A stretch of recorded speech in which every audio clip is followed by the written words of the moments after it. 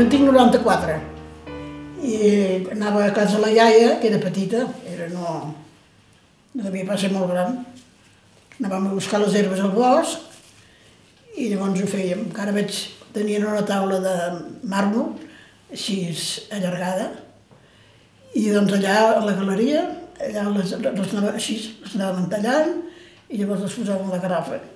I llavors ja vaig estar un temps que no, mentre vaig tenir la canalla petits, i no hi havia peles, perquè ara és més car i la fem, però llavors que el paler, que els avis en feien, però a casa no, Però, mira ara, no sé si és que tenim més calés o tenim menys.